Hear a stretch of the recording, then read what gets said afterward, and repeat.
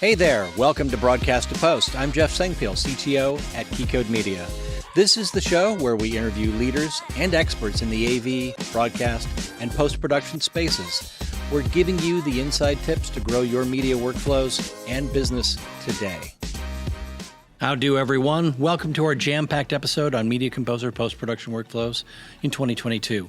Our goal in this episode is to give you and your post-production teams the critical information you need to determine where to budget upgrades in your existing Media Composer workflow, or if you're going to be starting from the ground up, building an Avid Media Composer workflow from scratch, possibly for a new TV or film production company, or a recently greenlit project, maybe even a school department looking to teach professional editing with modern tools. Before we get too far, I want to briefly mention why Keynote Media is hosting this session today. Keynote Media is one of the top Avid Elite resellers in the United States. We sell and install ingest, edit bays, shared storage, asset management, review and approval, and delivery solutions for creative departments. What a lot of people also don't know about Keynote is that we're a school. Keynote Education provides year-round courses and certifications for Avid ACSR, Media Composer, Pro Tools, Assistant Editing, and more. Reach out to see if your media company qualifies to get courses for free through the California ETP program. All right, let's get back to Avid. Media Composer was arguably the first software-based, nonlinear video editing platform to be introduced. It took off in the 90s and held an edge over the competition due to its focus on making collaboration the key. With on-prem shared storage and a host of helpful tools like file and project locking, and then getting into things like script sync, just to name a few. Media Composer continues to be the leading tool for editors and the preferred workflow for most major reality and episodic television shows, not to mention feature films.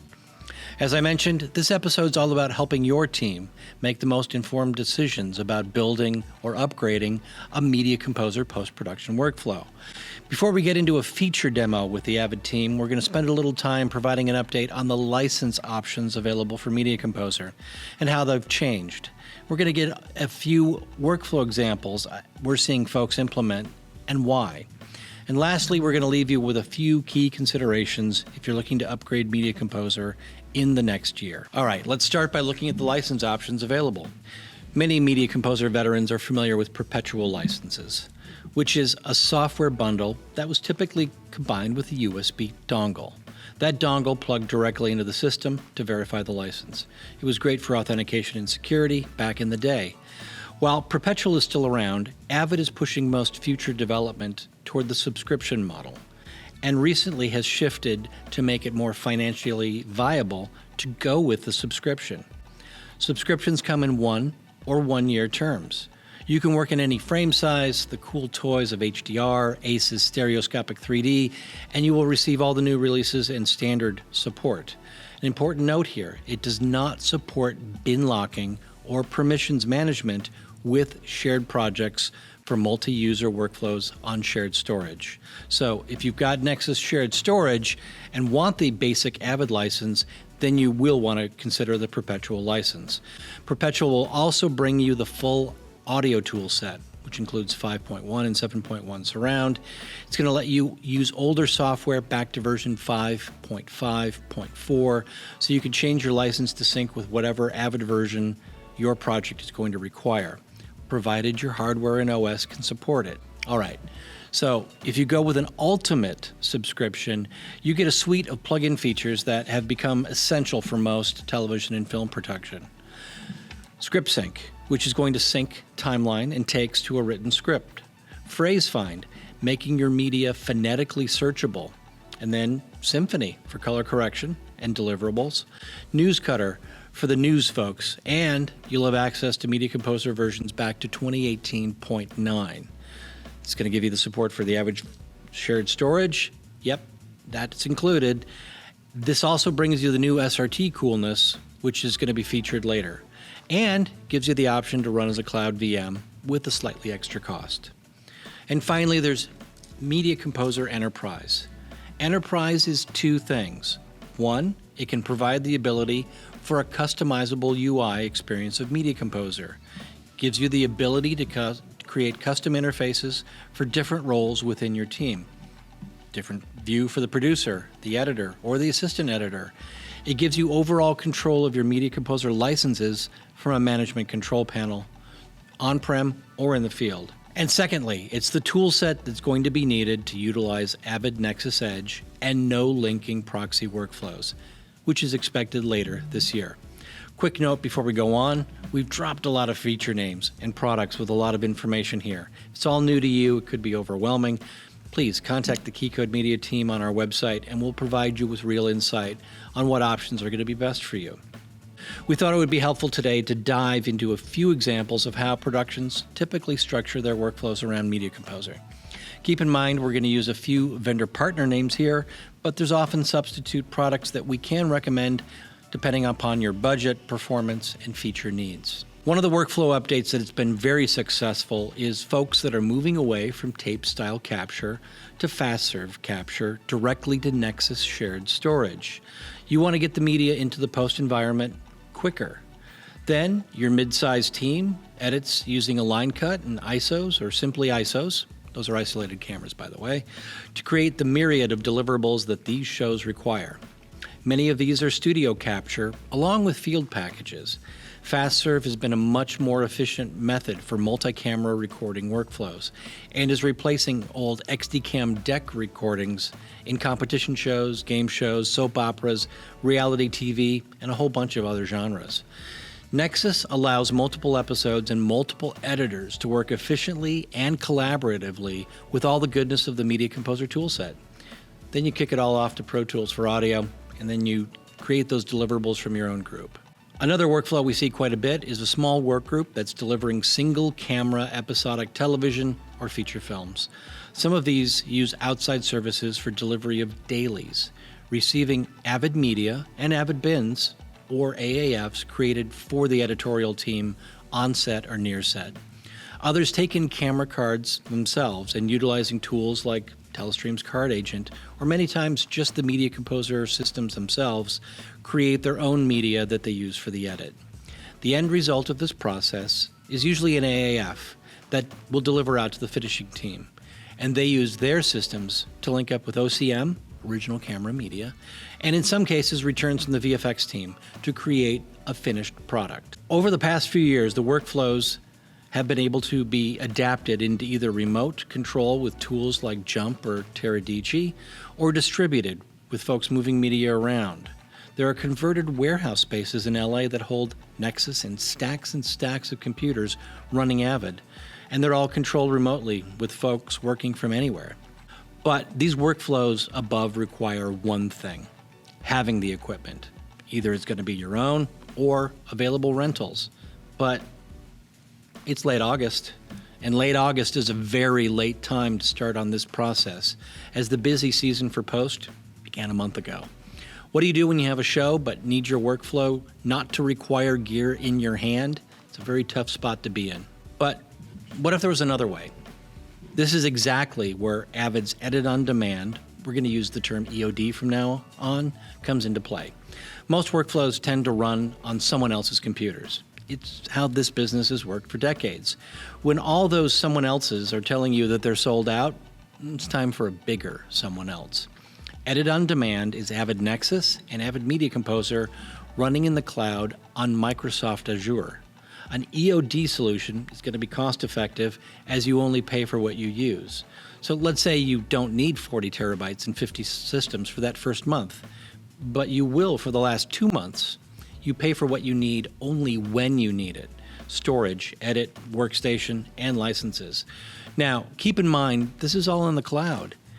If you are in need to sync your EOD environment to an on-prem Avid Nexus environment, there is a path to do this with a product called StorageDNA Fabric. All right, a few key points on how to approach upgrading or designing your Media Composer workflow. Subscription versus perpetual.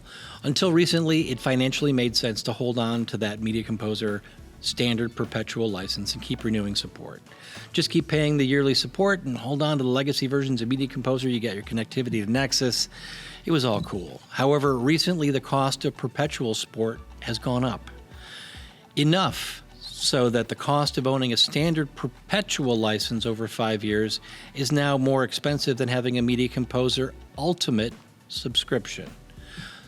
That's going to give you access to ScriptSync and a host of other premium features. The value of a standard Perpetual license is diminishing, while the value of a Ultimate Media Composer subscription is increasing. All right, the new Media Composer. When Media Composer released its new, built from the ground up Media Composer 2019, it was met with a lot of resistance from the post-production community. Kind of like new Coke versus old Coke in the 80s. 2 years later, Avid's made a ton of updates to address concerns.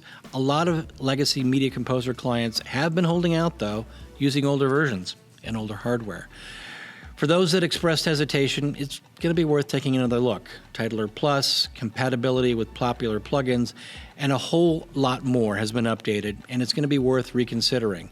Not to mention the fact your aging hardware is only going to run the older version until it fails. Hardware availability. As we mentioned earlier, the chip shortage and supply chain issues of today are impacting a variety of products that need to be used for your production.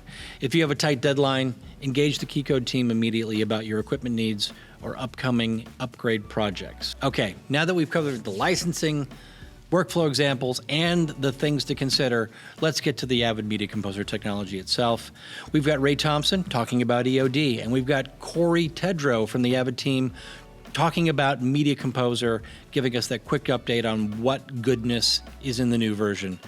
Afterwards, they're going to stick around for our podcast interview, also talking with a client who's using EOD, and the live Ask Me Anything with you, our audience. Keycode Media, AV, broadcast, post-production, keeping you ahead of technology. Excellent. Thank you, Jeff. I appreciate it. And thank you all for being here today. I'll go ahead and share my screen. Okay, today we're going to cover both Media Composer and what's new in Media Composer, and what better way to show that than using it in Edit On Demand, Avid's SaaS-based offering, which I'm going to cover right now. So some of the key trends that have driven the market recently, of course, include a shift to a distributed workforce. Of course, over the last few years, many companies have embraced the distributed workforce. We also have an acceleration towards use of the cloud. And we've seen that, again, as a net result of things like supply chain issues, but we've also seen that as a matter of convenience and a way for folks to easily expand capacity. And we've also seen folks embracing more of a as-a-service model as a business as well. So shifting away from CapEx and embracing OpEx. Some of the key drivers that have really pushed that, of course, is the increased demand for high-quality original content. The OTT wars have certainly driven that competition, and folks accessing content from any device, anywhere, insatiable demands, if you will, for new content. There's certainly a heightened focus on the work from anywhere and business continuity, certainly as lessons learned over the last few years. And then, as I mentioned, the increased adoption of as-a-service. In more news-oriented workflows, we've also seen, of course, a shift, which has been going on for quite some time, towards a reliance on social media for news. And that's definitely nothing new, but the ripple effects of digital disruption certainly have meant changes to the way in which content is even created. And that includes the adoption of, say, IP methodologies for acquiring content out in the field, lowering cost, and allowing media companies to certainly cover more with less. And then again, we're seeing a significant shift in news and sports broadcasting as well to cloud and as-a-service models. Avid rolled out Edit On Demand back in 2019, just prior to the pandemic. And what is Edit On Demand? Edit On Demand is Avid's first SaaS offering. This is a editorial in the cloud solution, and basically it auto provisions everything you need in the cloud in order to facilitate editing for anyone, anywhere, anytime. What's great about that auto provisioning is that you don't need any technology experts on your staff or cloud experts. It does it all for you. It sets it up in a matter of hours as opposed to days, and it allows you to take on jobs that otherwise might not be possible. So it really gives you business opportunities that, again, in other instances might be difficult to accept, especially given all the supply chain issues that are happening in the market today. What's great about Edit On Demand is it's like you're working on it in the facility, but you're all doing it in the cloud. So everyone's sharing projects, working in familiar Media Composer, leveraging their Nexus system, managing their Nexus system the way they always would if it was on-prem, but they're doing so in the cloud. So not only does it auto-provision everything you need in a matter of hours, but allows you to work as if you've always had worked, right, without any changes really whatsoever to your workflow. In terms of what you need to access, well, we provide the TerraDG client as part of that, and that allows folks to securely access Media Composer from anywhere, thin clients, and basically do so from home or really on the go even. Very simple pricing, available as weekly and monthly options. And this really provides a significant amount of flexibility for media companies nowadays to not only extend their ability to hire talent, not just locally within proximity to their facility, but also extend that ability to hire folks now pretty much living anywhere. What does that look like? As you can see in Azure, this is running Media Composer on VMs, very powerful VMs. And there's a couple of different options there as well in terms of what you choose, which can be more budgetary conscious, if you will. So there's a couple different options for how you deploy Media Composer in Edit on Demand. What's great about it is the feedback has been that the performance of Media Composer in some of these VMs often is better than what they had on-prem. And of course, we're using the Nexus virtual file system running on Azure Blob Storage Stack. Avid and Microsoft have a long partnership. And this was one of the first things we tackled in the early goings of that partnership, which is sort of the bedrock for which everything else has been created on. As you see, there's also the file transfer server, which is a file catalyst. That's how folks are pushing content into the Nexus environment for access by those folks using Media Composer. And then the workstation broker is the TerraDG client, which allows you to access Media Composer from a thin client from anywhere.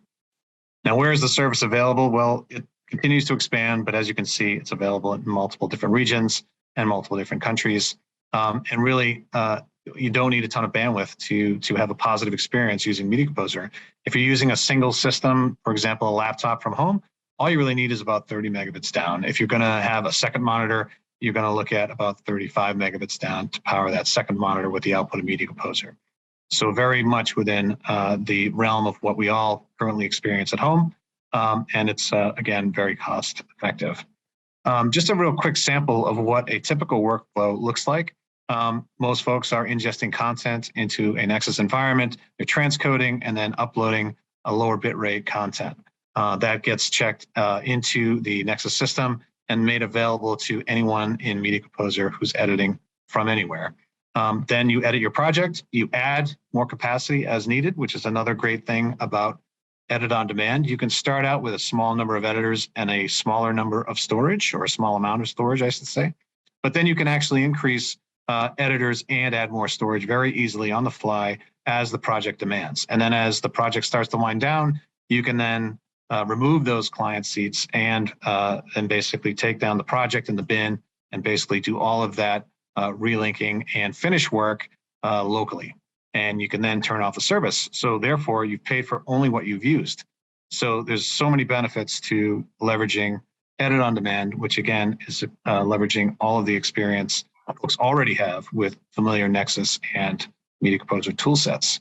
One of the cool features that has been added to both Media Composer and now Edit on Demand is the availability of SRT. SRT is secure, reliable transport that allows you to basically deliver securely over the internet to any device anywhere that is SRT enabled. So what that means is any decoder, set-top box, VLC player, or a mobile device or player that can play back SRT allows you to build out a network of delivery so that all those receive points can see what's being played inside of that Media Composer timeline. And this is one of the things that Corey's going to show. But what this does is it allows you to be able to collaborate much faster and hopefully deliver that project even faster, because now you're collaborating with folks regardless of where they are and really what time of day it is, right? You can basically send that output to anyone, anywhere, on any device. And it's very exciting.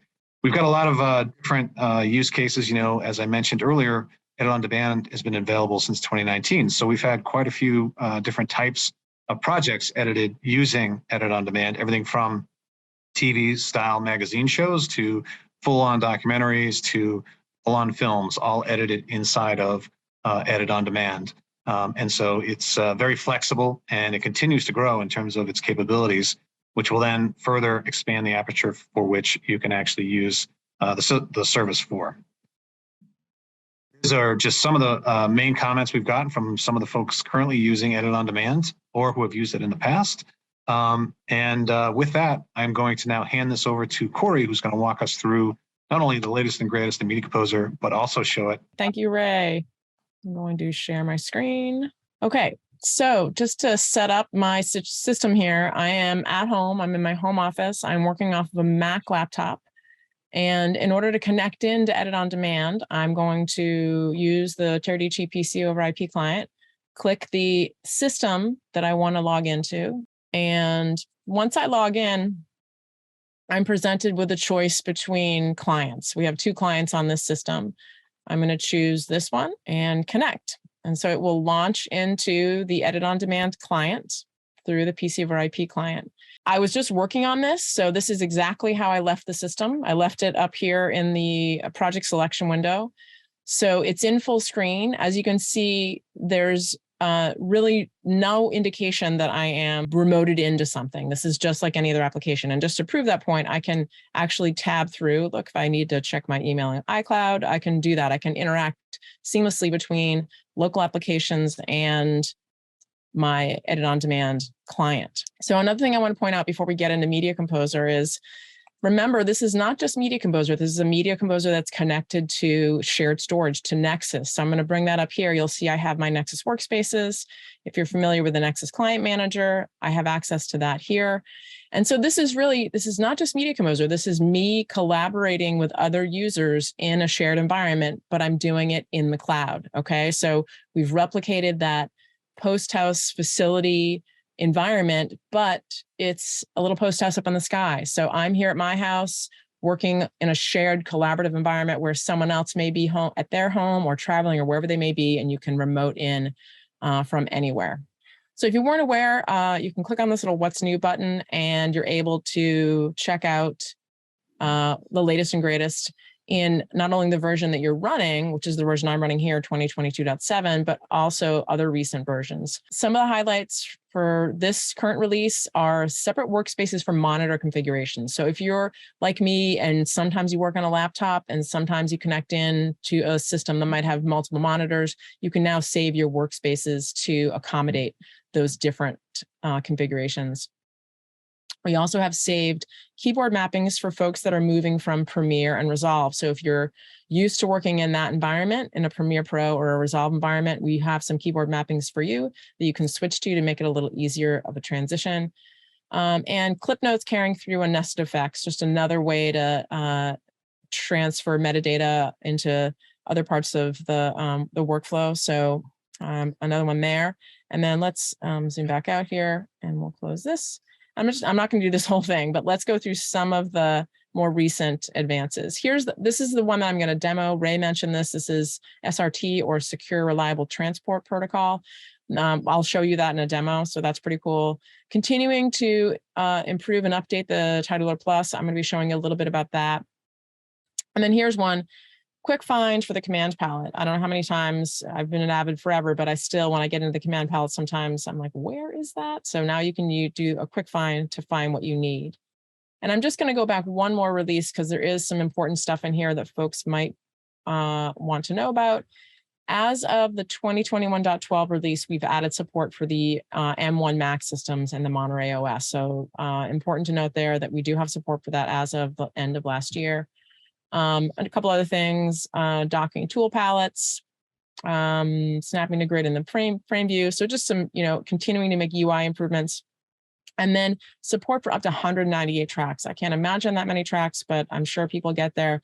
99 video tracks and 99 audio tracks are now supported. So, okay. So let's get into a project here. And keeping in mind, this is an Edit On Demand system, and I'm working like I would if I were on-prem. There's really no difference whatsoever. So I already have my clips that are online. I can, simply drag them to the timeline to make a cut and play this back, doing anything that I normally would for editing. The other thing I want to show you, which some folks may be curious about, is multicam editing. Okay, so just to hit home the point that there really is no difference when you're editing in Edit on Demand than you are at home. So let's just do a quick setup multicam here. And again, I'm using the Command key on my keyboard here, my Mac keyboard, which it takes a couple of tweaks in the terminal app to do that. But I just want to hit home the point that even though I'm remoted into a Windows instance of Media Composer, all of my muscle memory on my Mac keyboard stays the same. I don't have to change anything. I can use my Mac keyboard to edit on a Windows Media Composer with no need to adjust any of my muscle memory. So anyways, let's just do a quick, everyone I think knows how multicam works, but just to prove the point, I'm now hitting cameras and changing cameras with my keyboard here. And there you go. So again, able to switch things up on the fly, all of the same features you would expect, being able to change cameras on the fly in the timeline. Media Composer, of course, tracks all of that metadata. There you go. So let's actually bring up the original sequence that I had here. And I'm going to throw a title in, title that I already created. And there's one improvement that we made that I just wanted to highlight. We've been making a lot over the past few releases. One of them is related to the anchor point and justification. So if I select the title here and zoom in, you may be able to see on the left-hand side, there's a little red crosshair. And then I'll select it here. So depending on where that anchor point is, will impact what happens when I justify the font. So if I change it to horizontally justify to the right, it's going to basically go off screen because it's adhering to where that anchor point is. Now, if I move the anchor point over here and I justify it again, you'll see that it's going to change how it justifies, basically based on where the anchor point is. Okay, so that can be moved around and that can be adhered to. And that's something that changed as of 2022.7 release, is again adding, constantly updating and adding improvements to the Avid Titler Plus. So, okay, so let's get to the highlight here, which is SRT demo. And again, SRT is secure, reliable transport. And what that means is that I can basically play out my Media Composer timeline to a device or to a computer if I want to. And I can do that in a point-to-point manner. I basically, all I have to do is enable SRT here. I just choose SRT here, and then it starts flashing, and that means that I'm actually broadcasting, okay? In order to be able to broadcast to multiple folks, I can use something called the High Vision Hub. This is one of our partners that enables us to add additional functionality to SRT. And I've set up a route here that allows me to then send out to multiple folks. So anyone that has this QR code, point to it with their device and stream what is coming out of my system. So yeah, just want to hit home that you are able to have not only that work from anywhere capability with Edit on Demand, but also you can send your output, you know, your producer, whoever needs to see it, can be anywhere on any device and able to see the timeline playing out from Media Composer. That's it. Thanks, Jeff. Back to you. Thanks, Corey. So speaking of the whole anywhere workflow, let's take a quick look at a sync workflow to help those who are working hybrid EOD and on-prem at the same time from our friends at StorageDNA. TC, the CEO of StorageDNA, and today we're ecstatic to bring you an early preview of our integration of DNA Fabric with Avid EOD. Now, you've already heard great things about Avid EOD. Avid EOD is, I think, an industry first one-click experience for editorial in the cloud. When we heard about EOD, we thought there was an opportunity to make the data management side of EOD even better. That's what we did with DNA Fabric. With DNA Fabric, you will see a preview of how you can synchronize your on-premise Nexus and editors with your Avid EOD Nexus and its editors. We're enabling a seamless multi-way replication to share and collaborate on both media and projects, enabling a faster pipeline for your organization and your editors. So with that, I'll pass it to Matt for a quick demo.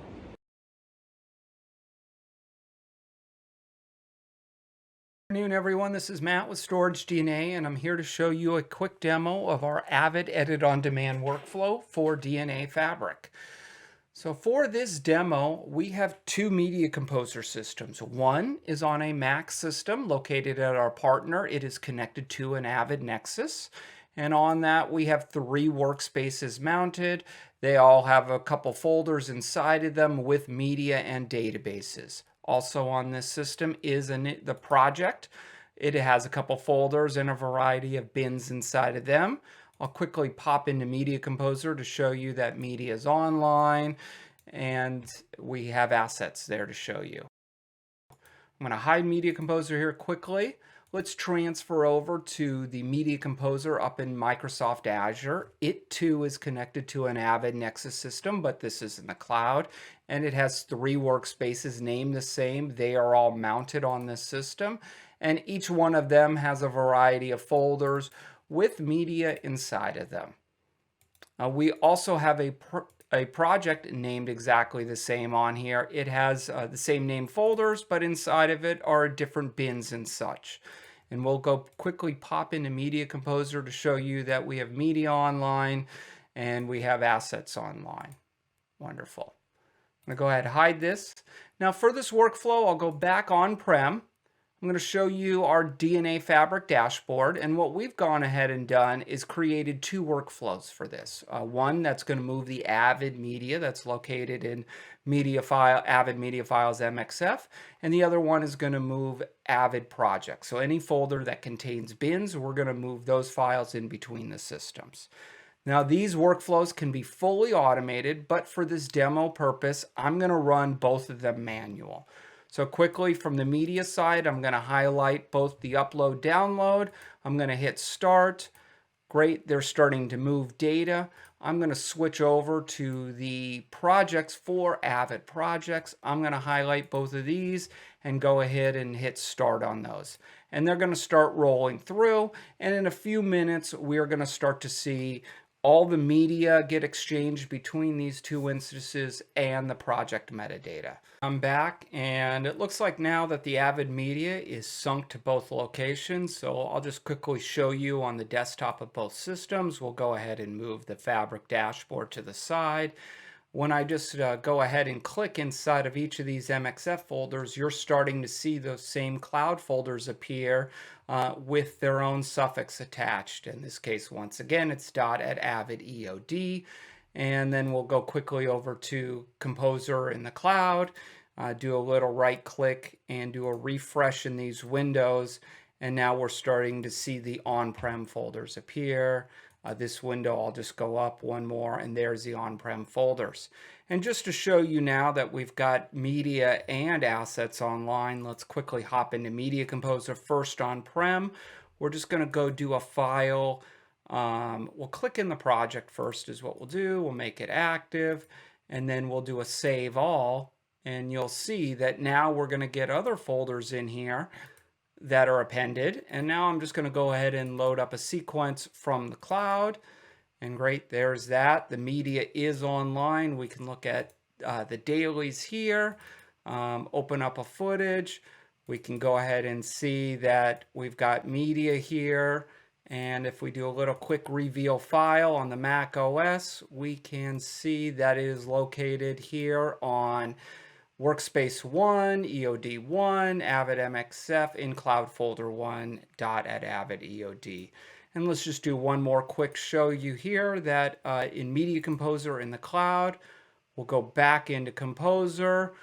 We're just going to right click, do a little refresh here in the project. Once again, we get the other folders appearing. The one for the dailies in the cloud. Or excuse me, this is the dailies on-prem, so we'll go ahead and look at some media, see that, and then we'll look at the sequences from on-prem as well, and load up one of those sequences, and we could see we have media online. If I just quickly go back over to this bin for this file I loaded, go ahead and do a reveal file here on the Windows file system, and we can see that it is located on the EOD workspace 02 Avid Media Files MXF inside the On-Prem folder from the Media Composer down connected to the Mac system. Hopefully that does it all for everyone. Thank you very much for watching. Thank you. Keycode Media, AV, broadcast, post-production, keeping you ahead of technology.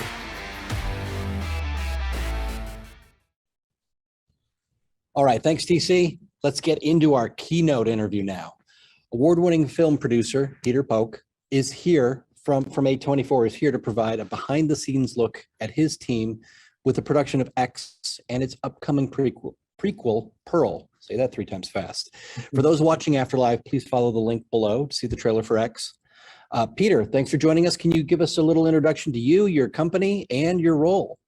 Sure. Thanks for having me today. My name is Peter Phok. I've been a producer for over 15 years, with a lot of experience producing independent feature films, particularly in the horror genre. I have my company Phok Productions, and I have a close collaborator, Ty West, and when he was making X with A24, invited me on board to executive produce and post supervise on the film. And the production was done back in early 2021, in the middle of the pandemic. And so that was a challenge that we had to kind of seek out and overcome. The film is set in Texas, and production decided to ultimately go to New Zealand, of all places, to film the movie.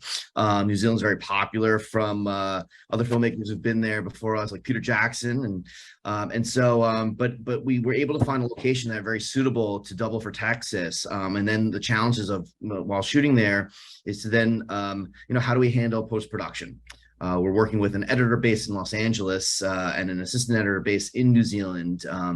But the location itself was also remote. So we have to come up with a workflow and come up quickly, as we didn't have a lot of lead time in figuring this out. And so I turned over to friends over at Avid to see what they had to offer, as I was talking to our editor, David Kasheroff, as to what he'd been working on and how he's would handle something like this. And so that's when we were introduced to Edit on Demand, which became a quick trial, and then right into usage for us. Awesome. Yeah. So do you folks just do horror, or do you have other genres that you produce with your company as well? Look, I mean, at the end of the day, I love movies and I love great storytelling. So, I'm open to all genres, but my career has been predominantly based in horror and in psychological thrillers. I work with a lot of writer-directors. Ty West and I went to School of Visual Arts together, so we go back way back. So this is X is our 9th, and the prequel Pearl is our 10th feature working together. So many years of shorthand. So there's a lot of trust involved, and so yeah, we got into it. It was just immediately quick to figure out how to approach getting our media from New Zealand over, and from location, from set even, to our assistant editor, and then over to editor here. And with Edit on Demand, we were able to come up with this workflow where we had our DAT create Avid media right on set with burning in our LUTs that were prepared ahead of time. That media would travel in a vehicle 2 hours to get to our assistant editor, who's based out of Park Road Post, in a traditional facility. And the uniqueness of this situation is that New Zealand was able to isolate themselves during this pandemic. So there was no COVID going on. And so life was running as usual there at this time in early 2021. So Scott Milligan, our assistant editor, was able to receive the footage and prepare it, and then pop into the Avid Edit On Demand platform, which involves using File Catalyst to upload media. He was uploading Avid media through there, and then was able to access through the StorageDNA client right into this incredible virtual PC, super powerhouse PC that would launch right into Media Composer. And then the really exciting part is that it's connected to this virtual Nexus. And so on the other side here in Los Angeles, David was choosing to work out of a facility, so he went into an office on a daily basis as a regular routine, but instead of logging into using a local Media Composer, he would log into a computer that was there with the 2 monitors, and then log into same StorageDNA client and open up this PC running Media Composer that's connected to the same virtual Nexus. And so the two could work as if they were working together on-prem. The big difference, obviously, is the time difference between Los Angeles and New Zealand, with New Zealand being nearly anywhere from 15 to 18 hours ahead of us. But we just leaned into those challenges and staggered the work schedules so that there was always something for Scott to kind of work on and prep for David. So when David would come in the next day, there would be work and ready and, business as usual. Well, and that's the whole point, that EOD is supposed to be business as usual. It's the same kind of look and feel, same, on-prem, same experience for the editor. So is there anything you learned in X that has informed how you're working on Perl today? Yes. I mean, I think with what we learned on X was, after production had wrapped, Ty, who's always traditionally edited his previous features, joined David in the editorial room to kind of work on it. And what we learned on X ultimately is that Ty was still committed to editing on Perl. We weren't able to retain David for Perl and did a search for some other editors with knowing that we could deploy another edit on demand system anywhere. So it allowed us, the opportunity to kind of seek out, editors elsewhere. They didn't have to be in LA. They could be in New York. They could be somewhere else in the world. Ultimately, the editor that Ty really wanted to work with, potentially collaborate with, wasn't available. And so, the commitment was just to move forward and edit traditionally. This time he's staying in New Zealand to kind of do it. So we shifted back to a traditional system, just editing on Media Composer locally. Awesome. So how much cloud experience did you have going into this, and how much cloud experience would you say you have now? I mean, it sounds like it's all as if it's on-prem for you. Yeah, I mean, at the time I had very limited cloud knowledge, so this was a crash course. And we there wasn't really a lot of other kind of reliable options that we really trusted. I know that there's always other alternatives is using a VPN to log into a post facility that's hosting your media. You still got to get the media there, and yes, you can upload it. It's just a reliance on a particular post facility's ability to kind of support you. Here, it's Avid, which we've trusted for years, and so and that was something that was also really great. It's just having that support team always there to help us out as needed. What I really learned was we the three of us, that was David, Scott, and I. We got that Avid Edit on Demand trial, and we were just really impressed with how quickly we were able to kind of jump into it and start playing with it. Scott had some media to upload. Once we put it up, it was just sort of testing the comfort level, and everybody was pretty game to try it out. And by the end of it, I think obviously there's still it was sort of a new, and I felt like at the time maybe it was it wasn't even available to the public yet, and so we had an early opportunity to use it. But with any new technology, I think there's the challenges that you face is basically going to be the latency of your connection ultimately. And so and what was I found surprising was sometimes my own personal connection from my house would be almost faster than what we were getting out of the post facilities, only because they had more sophisticated bottlenecks that was sort of causing some additional latency. But we were able to kind of remedy all that, and it really serviced production and didn't put us back at all on our post schedule. And so I thought that was pretty amazing. it becomes a little difficult to have a post facility stop all those signature transfers that are going on in the background, as opposed to at home just telling the kids you can't watch Netflix right now. So it sounds like you had an awesome experience going into something that's kind of a leading edge technology. How do you feel about how that's going to inform how you're going to deal with technology and cloud in future projects, just in general? Yeah, I mean, I'm a big technology enthusiast, and so and I love how cutting edge technology can help accelerate and make productions more efficient. I mean, that's always and it sort of helps the collaboration. So knowing that this is possible, it's just going to be always something that we consider going forward on every project.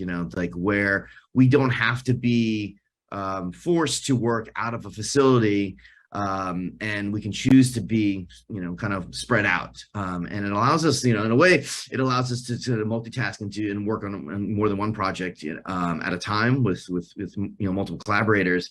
But I'm excited. I think, and also with all technology, I mean, when we think about something as simple as a cell phone and how much it has advanced over the years, and I think, with this and it's already, a year later. And, I know from, the team at Avid about all the new stuff and the new features coming forth. And so it's very exciting.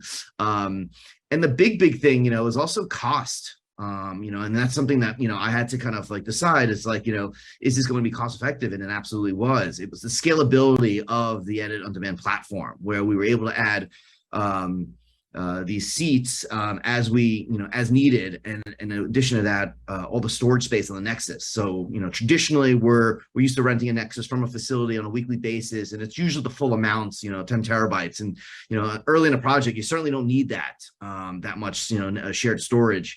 In fact, so we will start at 1 terabyte modestly, and then as production went along, added more and more. And once we're into the heart of post-production, I think we topped about 5 terabytes in total with all the cuts that we're putting up there. Excellent. And, even the smallest on-prem Nexus, that would be 20 terabytes that you'd have to start with. Just interesting little cost benefit analysis there. Yeah. Okay, let's bring on Ray and Corey from the Avid team. First off, Corey, can we share the QR code that folks can use to see your system's current output? And what app should they be downloading to be able to use that? Sure. Yeah, it's the Haivision ProPlay app. You can get that on the App Store. And let me share my screen. And you can run with this. I'm going to load this. And come back here.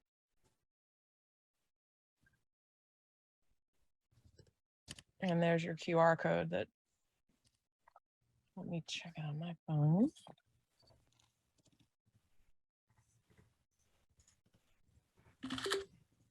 Awesome. So I'm going to also grab this as a screenshot so we can pop it up later. So folks are going to download the app, and then you're going to pop up the URL, and you're going to see the output from Corey's system as we chat about other things, because her system's just going to be playing along in loop in the background. So Team Avid, two-part question. I find that when I talk with a lot of Avid customers in LA and other places, a lot are still using legacy versions of Media Composer. So what would you say are the top reasons people should consider upgrading to the latest and greatest version of Composer? So I'll start. Ray may have some other thoughts as well, but I like to emphasize that it's not just about a new UI. People sort of are like, well, I don't like the new UI. I don't want to switch to that. It's the newer versions of Media Composer have been completely overhauled from bottom to top. So like there's a faster, better, stronger engine happening underneath, which basically translates to faster working exports. Our media management has changed dramatically. And so all of those things are going to be faster. And then we keep adding little things, little tools that help you sort and manage data faster, find, replace, and bulk edit, all things that can make your life easier in terms of just managing content. Yeah, I would agree with that. And I would just say too that the versions of Media Composer now that are coming out are also introducing new capabilities if you're entering into things like working with Media Central Cloud UX, or even in the future with things like distributed processing. There's a lot of capabilities that are in the newer versions that you're just not going to get some of the older ones. Definitely. The other thing also is, I mean, years ago, I learned to edit on an RM450. And I found out later on that the Boris plugins don't work with the Sony decks. So I needed something else to do the trick. So I had to kick it up a notch and go nonlinear. And that's the same thing. Technology always is marching forward. So let's ask what's the future looking like for Avid's product development? How's the roadmap to make everything more cloud? Is it going to be more interoperable, or is it going to be more open? What's the crystal ball say?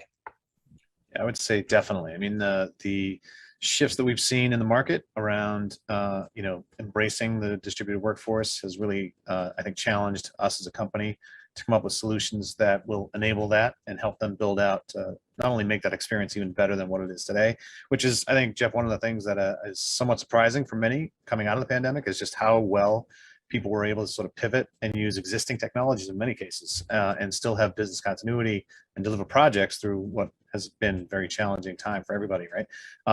But it also opened eyes and said, you know what, this could be a way forward for everybody. And everybody's kind of looking at it somewhat differently, but all starting to see all the many benefits. And so I would say Avid is really embracing that as well and trying to deliver tool sets like what we just showed in terms of SRT to be able to enable that sort of over-the-shoulder experience, but do so from anywhere, which helps not only shorten time to market, but can also cut down costs. So I would say as a whole, that has really become the mantra. And that's one of the other, like the over-the-shoulder stuff, that's one of the features that a lot of other folks began trying to develop with these third-party apps. Now we can just do it from inside of Media Composer. So why would you need to spend X amount to do this over here on the side when you can just, hey, kick up to the latest version and kick out an SRT stream, which some of you are probably watching right now on loop. Yeah, and it's flexible too, right? Because you can do it all software, right? The only potential hardware could be, say, a gateway sitting locally within your facility, but you can also do a cloud, either hub or gateway, and deliver content to multiple people at the same time, as Corey mentioned, right? She showed you the hub. And that means you can actually design an all software solution on the receive side too. So from a cost perspective standpoint, it could be very beneficial there as well. Awesome. So Benjamin's got a question, and this is for Peter. What do you look for when you're hiring an AE? That's a great question. Well, I think when we're hiring an AE, I think, first of all, it's always, there's a vibe, we're people and we're going to be working long hours together. And it's a good vibe and a good communicator who understands, that they're coming in to really service, and support a project, right? I think when we're interviewing with AEs, it's myself, producing partner, and the director, but also it's the editor. It's really going to make the decision as to who their collaborator is going to be, and I think sort of a great positive attitude about about the work ahead is something that's important, but then also having a real strong technical kind of skill set, because at the end of the day, that's who the editor is going to be relying on to handle more of the technical side and support them in the editorial process. Awesome. Benjamin also has another question, which is, are all major browsers supported with EOD? And the answer to that is, it doesn't matter. You want to touch on that one, Ray? Yeah, I think we are, most of the testing has been done with Chrome, I believe. But yeah, I think generally speaking, we're pretty up to date with just about anything. And the truth of the matter is, it's using the Teradici PC OIP client. So it doesn't matter. I can have a computer that's able to connect, even if it doesn't even have its own browser, like you have a computer without a browser, but it's the Teradici client that allows the connectivity out to the cloud instance. And then you have what's installed on that computer there, which is going to be Chrome and Edge, I believe, based upon my last dive into an EOD system.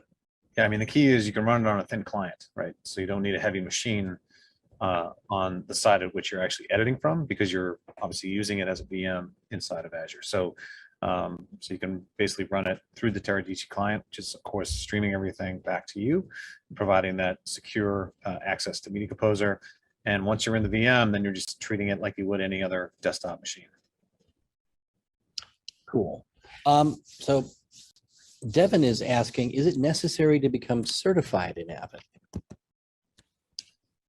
It's not necessary, but it is a definite benefit depending on what kind of work you're looking for. It also gives you access to resources that you may not necessarily have access to. I know that particularly in the LA and New York markets, when someone's looking to hire someone with Avid experience, the certification definitely helps for sure. Yep. And I've seen, it's also the question of, okay, do you need a 4-year degree to be a good editor? Maybe. Did you need the practice? Or are you a, kick-ass storyteller who knows how to use the tools? That's it, not absolutely necessary, but it can help if you need the experience to learn the tech. Okay, so Mr. Lawson from CBS News is asking, is there a Titler Plus for Dummies document out there? I don't think there's a specific document. Michael Krulik has been doing a great job of constantly doing iterations on our YouTube channel and on our website of the updates to Titler Plus. So I would look on the Media Composer section of our YouTube channel and look for updates there, because Michael does do them to sort of not only highlight new features to the tool, but as you may know, we've been tweaking things in it as it's gone along. And so some of the functionality has been altered and hopefully improved. So Michael points those things out as well. Awesome. Offer is asking, what are the differences with the Media Composer features between running on Amazon AWS versus Azure Cloud? Do you want to take that, Ray? Yeah, I mean, so far we haven't really rolled out an AWS version of Media Composer, but in theory it would be the same, right? There will be no difference. Yeah, the storage, the underpinnings of the storage are different, but still has Nexus. And the Media Composer is still running on a Windows box, but it's still a Windows Media Composer. So your look and feel is going to be the same. Yep, and you'll have, I think, the same requirements too in terms of bandwidth down. I think it should be very, very much the same. So, but we'll know obviously as we get closer to, a more formal rollout of that, we'll certainly let you know. Yep, and then it's just a question about pricing, really, or what, if you already have an existing relationship with one provider rather than the other. I think this is a question for Peter, but also it probably could be opened up to everybody. Ms. Jane is asking, how did the high resolution files get transferred to editorial for finish? Sure. Well, we were using Edit on Demand, purely for just editorial, so it's still in offline. We had some high resolution, like we were filming in 4K on the Sony Venice, pretty much a raw codec on that camera. The onset DITs would convert it, would bring it down and create our proxies. I think we were going to DNX HD like 115. And so that was our offline media that would go up onto Edit on Demand. When we were done and ultimately hit picture lock, we were able to pull the sequence down. And then our assistant editor also was running a local Media Composer as well. So he had all the media available to him. So, I mean, once he pulled down the sequence that was locked, that sequence then gets, kind of brought into his Media Composer, everything's connected, and then we're turning over to a facility to do our finishing. And so we were working with Park Road Post. So then they take the EDLs that was provided to them, and then, go back and online it to the camera raws that they also had LTO'd for us on X. And then the finishing is traditional as a feature. We then move into their color correction suite and work to color the movie, and then ultimately we finish out with them. So then they create all our deliverables that go back to the studio, both theatrical DCPs, as well as the home video assets as well. So the really simple answer to that is Federal Express. a lot of people, what they do is they will either have a full set of drives that has OCM on it, original camera media, and that ships, or you're making LTOs as you go, and that ships to the post house. And usually in a feature, there's a second LTO that also ships elsewhere. So now you've got your media in 3 different locations, 2 different formats with 1 offsite.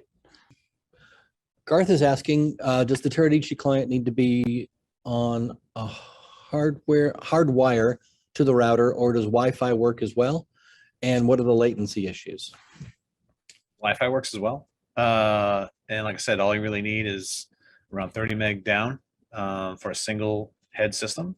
If you want to actually have output on a second monitor, then you probably need about 35 meg down. But yep, wired Wi-Fi, it's all good. And when you do the math, most Wi-Fi is connected at 54.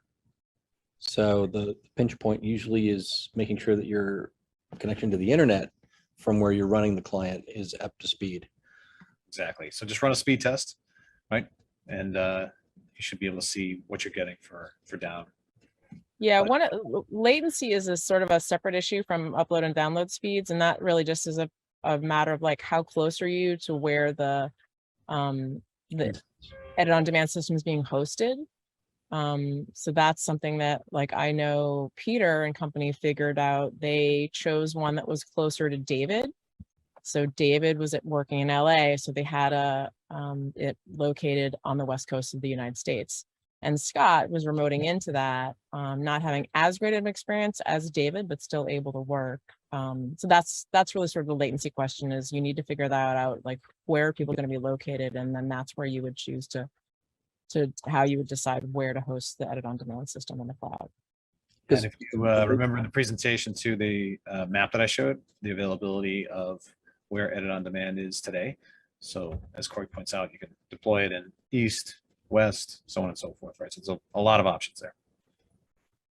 And just remember, the speed of light at the very least still applies. So you still have to get around and back if it's on the other side of the planet. So just keep that in mind as to where you're going to choose to host your EOD instance. John Mark Pirtle has a question. I started on Avid Express TV. I remember that. However, now I feel like one must be an IT expert. These new workflows are overwhelming me with the complexity of pathways and layers and processes and various software handoff processes. I feel totally lost. Any suggestions? Go ahead, Corey. I don't know. I'm trying to think of some online resources for workflows. There are lots of blogs and websites out there, and none in particular are coming to mind, but I'll have to think about it. Yeah, I mean, I would say, there's always the option of taking the variety of different classes that are delivered through Avid's education. So I'd highly recommend that, because those are constantly updated. So as iterations come through with new offerings, those courses also get updated. So that's always a great place to start. And then in the Avid knowledge base on avid.com, you can Google just about anything you can think of, and 9 times out of 10, you're going to find what you're looking for there. And as Corey mentioned earlier, our YouTube channel is always content getting posted from product experts here at Avid and our evangelists who can help you, work through some of these issues. But yeah, I can see where maybe sometimes you might feel like it's getting overwhelming, but at the end of the day, something like edit on demand auto provisions for you. You don't even really have to think about it. It just does it for you and lets you know when it's done. All right, and you basically just through your typical login experience can access what you should already know, which is your Media Composer experience, right? So there's a lot of that sort of complexity that's getting tackled sort of behind the scenes for you, hopefully. And the other thing you can always do is keycodemedia.com. Yeah, we've got the pop-up, which will ask you, hey, what do you want to know about today? And say, hey, I need either, I want to go through education, I'd like to talk to someone about updating my systems to help with these new workflows, or I'd like to talk about, getting into EOD. And we've got folks who will be able to help you out. We've, plenty of people here at KeyCode can give you assistance with that. Paul Allen is asking, are there any audio sync issues? No, I have not run into that as an issue at all. Our demo team routinely uses both edit on demand and virtually hosted systems often for demos. And our honestly, our biggest hurdle is that we have to do it through Zoom. So the mechanism for doing our demos is often a problem in terms of seeing the real-time playback. But I have not had that issue at all with I would Sync. say that. Yeah, I would say that's true. I think the experience overall from customer feedback has been very positive. No one's complained about sync issues or audio issues. The only request people have made with regard to audio is just more channels, right? More channel support, which I know Teradici's working on. And the thing is that I think that question is probably based in folks who are used to working with Jump Desktop or other resources to remote control a system. Teradici to a cloud instance does not have that problem. I've never seen it, never heard anyone complain about it. Sharpcut is asking, can you send an output preview with NDI as well as SRT? You can send, we can send the NDI out at the same time locally, meaning you can send NDI out of Media Composer and send the SRT. We don't have NDI support for like NDI5, for example, in the timeline to be able to send it over commodity internet for delivery in the same fashion that we do with SRT today. I'm not sure if that was the question, but. Yeah, I think that is the question. I believe it's the OpenIO. I think you can only have one or the other, from what I recall. I think we've run out of questions here, unless I'm about to get one posted, and I'm not. So, thanks everyone for popping in to help us discuss what's going on with Avid and with EOD, Media Composer. My apologies to Matt Damon, and we're gonna wrap it up. If you've got any questions, or you had a question that was unanswered, and we have some out there that were StorageDNA based, we'll get back to you offline with that. Please reach out to us here at Keycode Media. We'd love to hear from you. So thanks everybody for joining me today, and have a great rest of your day. Thanks everybody. Thank you. Thanks for watching Broadcast to Post. Please make sure to subscribe to the podcast to receive future And we're clear. episodes. Follow Keycode Media Yay. on LinkedIn, Twitter, Facebook, or Instagram to receive news on additional AV, broadcast, and post-production technology content. See you next time, folks.